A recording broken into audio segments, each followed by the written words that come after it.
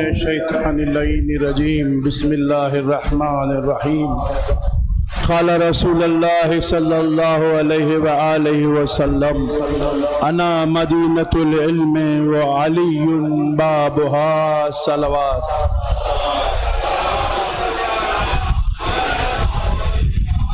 رسول گرامی گراں قدر کی حدیث مبارکہ ہے کہ میں شہر علم ہوں اور علی اس کا دروازہ ہے۔ اس حدیث سے سب کو اتفاق ہے، مسلمانوں کے ہر فرقے نے اس حدیث مبارکہ کو مستند مانا ہے کہ جس کسی کو علم حاصل کرنا ہو تو اسے علی کے در پر آنا ہوگا، کیونکہ علی علم کا دروازہ ہے اور رسول علم کا شہر ہے۔ تو اسی علی کا یہ کرم اس شہر پر ہوا کہ کچھ متقی اور پرہیزگار علماء کو اس شہر کی بادشاہت دی۔ وہ عرب اور عجم سے اس ملک ہند میں آئے اور اس شہر کو بسایا اور اس کا نام رکھا شہر حیدرآباد۔ شہر حیدرآباد دکن جسے قائم ہوئے 450 سال ہو چکے ہیں، اور شہر حیدرآباد قائم یوں ہی نہیں ہوا بلکہ اس شہر حیدرآباد سے ان علماء نے علم کو فروغ دیا، علم کی یہاں سے پیروی کی گئی اور علم کو اس شہر سے تقسیم کیا گیا، اور جہاں علم کو تقسیم کرنا شروع ہوا وہیں انسانوں تک فیض پروردگار بھی پہنچانا تھا۔ لازم تھا کہ انسان علم حاصل کرنے کے ساتھ ساتھ اس بات سے بھی مستفید ہوں کہ وہ اپنی حاجتیں برلانے کے لیے کسی در کی تلاش نہ کریں، بلکہ جو در پروردگار نے قائم کیا ہے فیض کا، جو فیض کا شہر اللہ نے رکھا ہے کہ اللہ نے حسین کے ذریعے فیض تقسیم کیا۔ حسین کہ بچپن سے ہی حسین نے اپنی تو محسوس کیا گیا کہ ایک انجمن بنائی جائے، ایک گروہ کی تشکیل کی جائے، تو آج سے 150 کم و 20 سال قبل سن 1296 ہجری 1296 ہجری میں گروہ حسینی کا قیام عمل میں آیا، جسے علماء نے قائم کیا، جو آج تک خدمت عزاداری میں مصروف ہے۔ اور اس شہر میں عزاداری کے ساتھ ساتھ علماء اکرام اور شعراء نے بڑی خدمت کی ہے عزاداری کی۔ جب یہ شہر فیض قائم ہو گیا تو پھر اس پر فکر کرتے ہوئے مرحوم آفتاب عزا علامہ اختر دیدی صاحب قبلہ نے ان کے 2 جملے بے اختیار یاد آتے ہیں۔ وہ کہتے ہیں کہ ہر آن جو ہم پر کرم تازہ ہے، کس کو لطف و عطا کا اندازہ ہے، شبیر اگر ہے شہر الطاف و کرم، عباس علی شہر کا دروازہ ہے۔ صلوات پڑھے محمد وآل محمد پر۔ عزیزان گرامی، یہ جو فرش عزا ہے یہ فیض حاصل کرنے کی جگہ ہے۔ یہاں سے باب الحوائج جو شہر فیض کا باب ہیں ہمیں فیض عطا کرتے ہیں، وہ اس طرح کہ آپ دیکھیں کہ یہاں بچے بھی جمع ہیں، بزرگ بھی جمع ہیں، جوان بھی جمع ہیں، اور ہر ایک کا یہی گمان ہے، ہر ایک یہی سوچ رہا ہے کہ فاطمہ کو ان کے بھرے گھر کا پرسہ دیا جائے۔ سیدہ جو یہاں تشریف لاتی ہیں انہیں ان کے بھرے گھر کا پرسہ دیا جائے، اور اس کے ساتھ ساتھ اپنی بھی مرادیں اس طرح لوگ مانگتے ہیں کہ شاعر حجت العصر جناب علمدار رضوی صاحب نے ایک بیت میں کہا کہ یوں انہوں نے کہا کہ صلوات پڑھے محمد والے محمد۔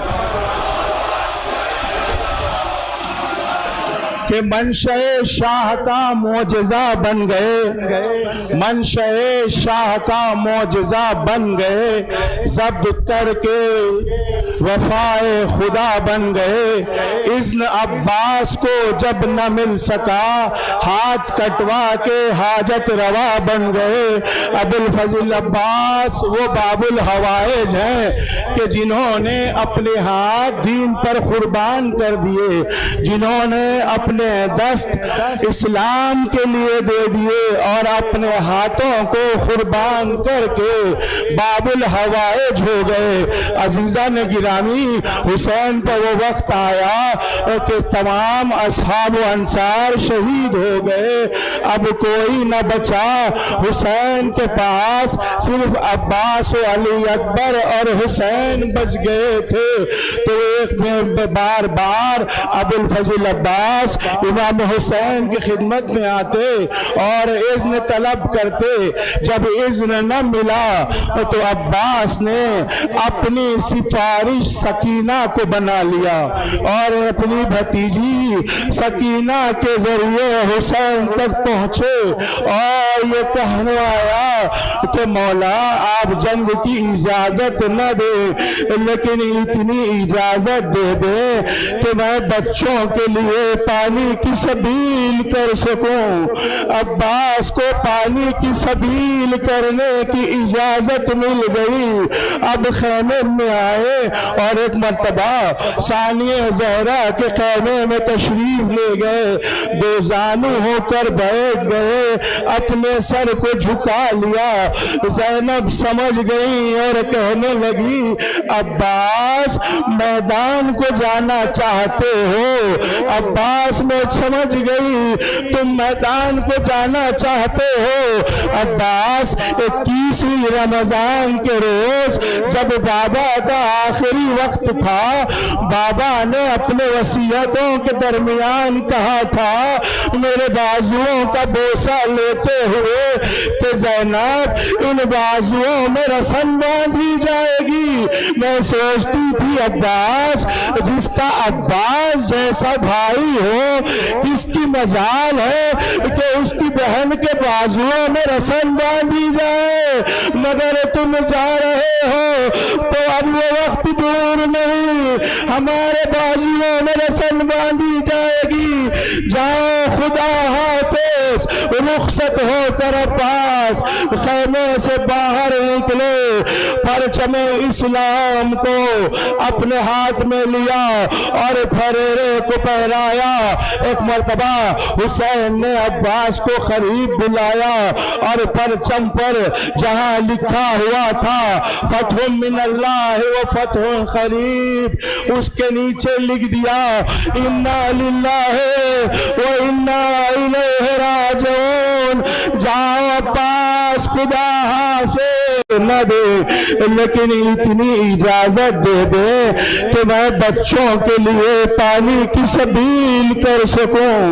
عباس کو پانی کی سبیل کرنے کی اجازت مل گئی۔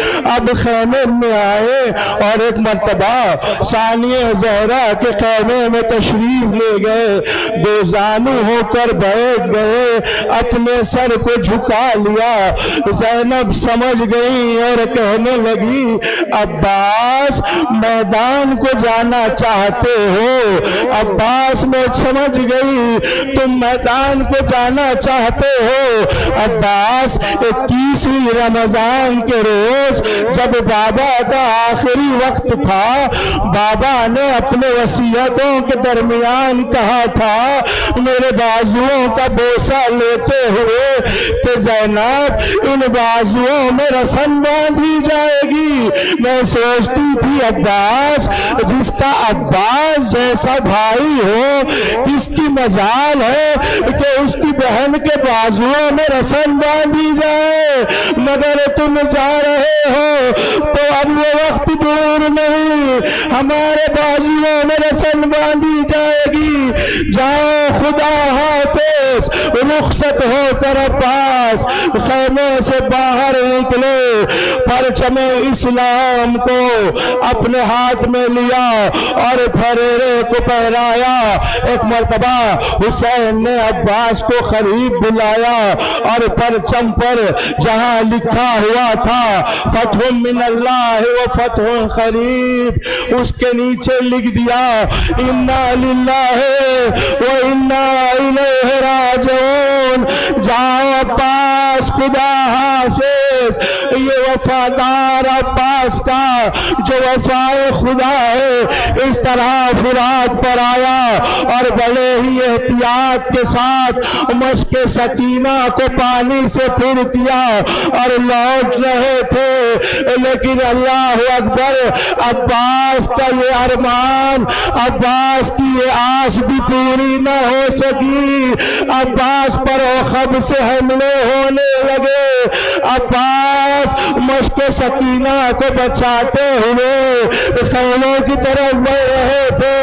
ایک بار ایسا ہوا کہ عباس کے دونوں ہاتھ قلم ہو گئے۔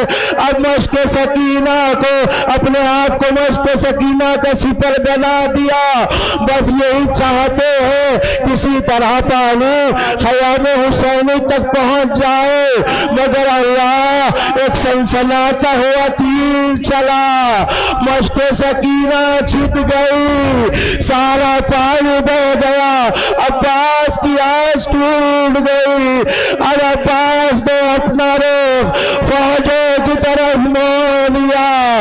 عباس پر حملوں پہ حملے ہونے لگے، ہتھیاروں سے لوگ وار کرتے، اس کے ساتھ ساتھ عباس کے قلب پر وار اس طرح ہوتے، بزدل سے بزدل سپاہی آگے بڑھتا اور یہ کہہ کر حملہ کرتا عباس کیوں جنگ نہیں کرو گے، تمہارے ہاتھ کیا ہوئے، یہ کہہ کر ضرب لگاتا، زخموں سے چور عباس، ایک گلزے ستم سر پر کھایا، ہاتھ نہیں ہے، سر کے بل زمین کربلا کی طرف آتے آتے آواز دی مولا یہ غلام آپ پر سے نثار ہو گیا۔ جیسے ہی حسین نے یہ آواز سنی اپنی کمر کو تھام لیا اور نوحہ پڑھنے لگے، اے عباس تمہارے مرنے میں میری کمر توڑی، بڑی تیزی کے ساتھ عباس تک پہنچے ہیں، وہ عالم دیکھا کہ بازو برابر کا بھائی تھرا رہا ہے، زمین کربلا پر لیٹا ہے۔ عباس کے قریب پہنچے، ایک مرتبہ عباس کی طرف دیکھا تو عباس کا یہ عالم ہے کہ سارا بدن کانپ رہا ہے۔ ایک مرتبہ عباس نے کہا مولا آپ تشریف لائے، آج تک زندگی میں کبھی ایسا نہ ہوا کہ آپ آئے ہو اور میں بیٹھا رہا، میری خطا کو معاف کر دیجئے، آپ موجود ہیں اور میں لیتا ہوا ہوں۔ حسین نے عباس کے سر کو اپنے زانو پر رکھا، عباس نے ہٹا لیا، پھر دوسری مرتبہ جب حسین نے زانو پر سر کو رکھا پھر عباس نے ہٹا لیا، پھر تیسری دفعہ جب زانو پر سر رکھ رہے تھے تو یہ کہتے ہوئے رکھا کیوں عباس کیا آج یہ زانو پسند نہیں آ رہا؟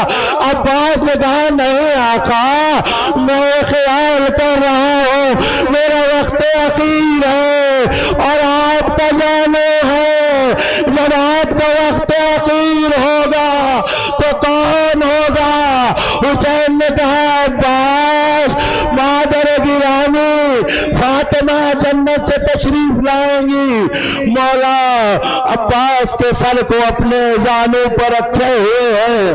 عباس نے کہا کہ مولا میری ایک خواہش ہے کہ میں جب دنیا میں آیا تھا تو سب سے پہلے آپ کے رخ انور کی زیارت کی تھی، اب دنیا سے رخصت ہو رہا ہوں تو چاہتا ہوں آپ کی زیارت کروں۔ مولا حسین نے ایک مرتبہ دیکھا کہ عباس کے ایک آنکھ میں تیر ہے اور ایک آنکھ میں خون جمع ہے، تیر کو آنکھ سے نکالا، خون کو صاف کیا۔